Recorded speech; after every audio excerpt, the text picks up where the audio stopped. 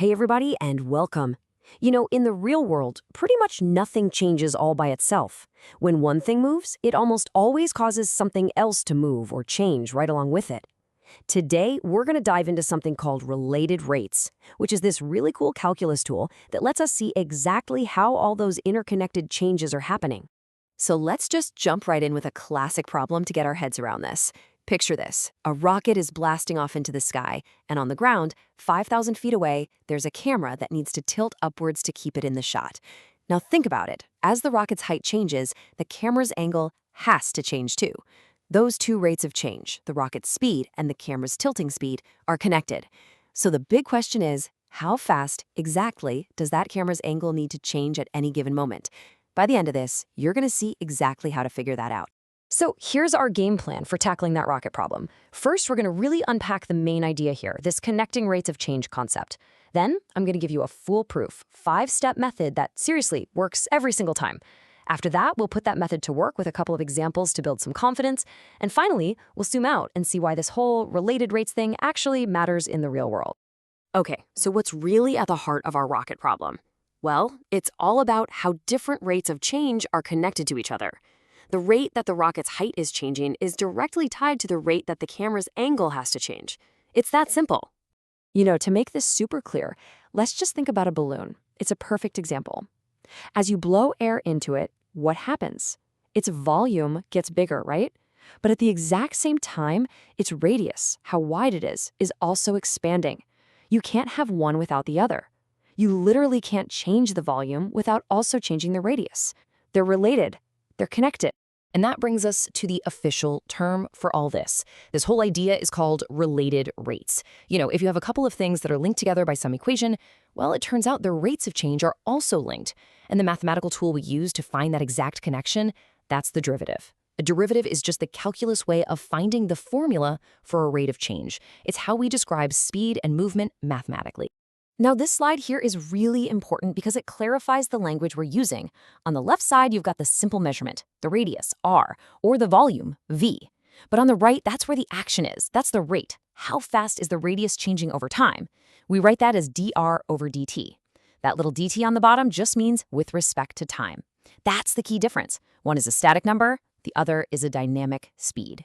So how do we actually solve these kinds of problems?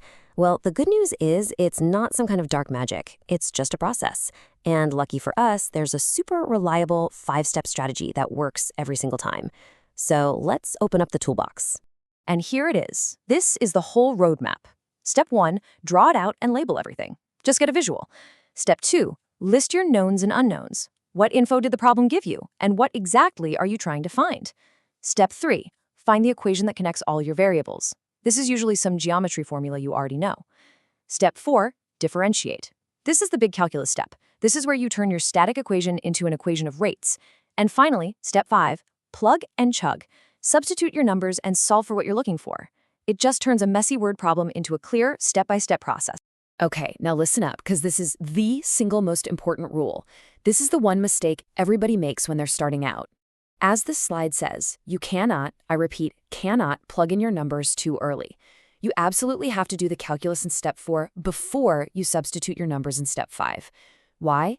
Well, if you plug in a number like radius is 3 too early, calculus just sees the number 3. It thinks it's a constant that never changes, so its rate of change becomes 0, and your whole problem falls apart.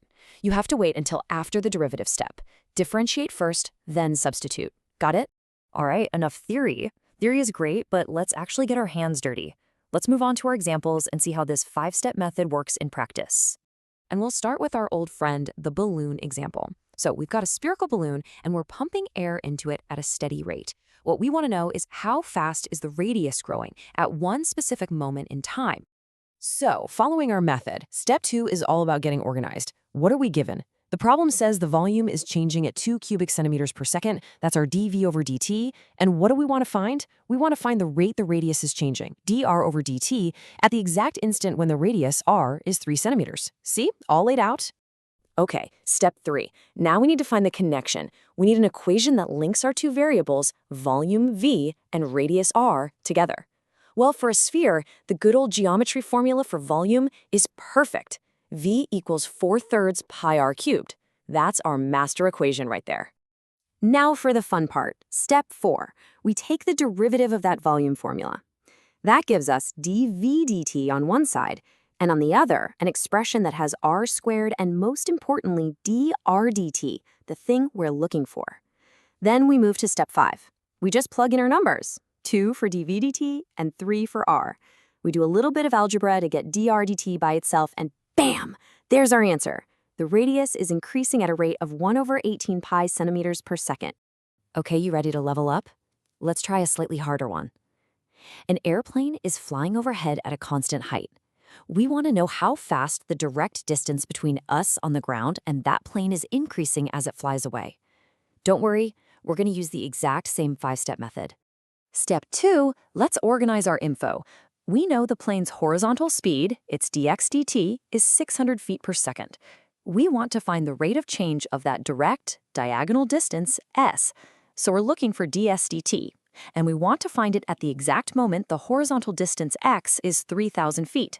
And we also know the plane's altitude, 4,000 feet, is a constant. So for step 3, we look at our drawing of the situation. The ground, the plane's altitude, and that direct line to the plane. What does that form? It's a right triangle, which means our good old friend, the Pythagorean theorem, is here to save the day. A squared plus b squared equals c squared.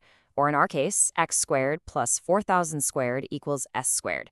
That's our connecting equation. And here we go again. Step 4. We differentiate that entire equation with respect to time. This gives us a new equation with x, dx dt, s, and ds dt all in it. For step 5, we start plugging things in.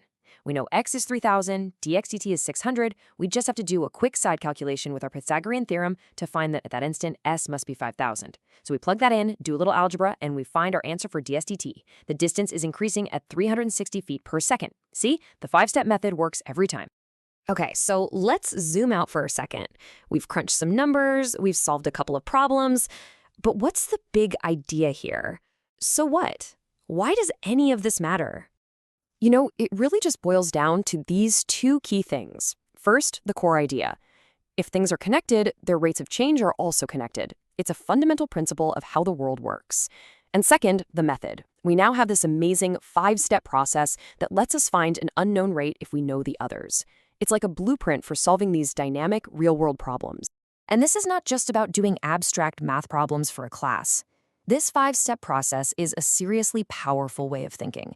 It's used in economics to model markets, in biology to study population growth, in engineering to build, well, just about everything. Anywhere that things are changing in relation to one another, this idea is at play.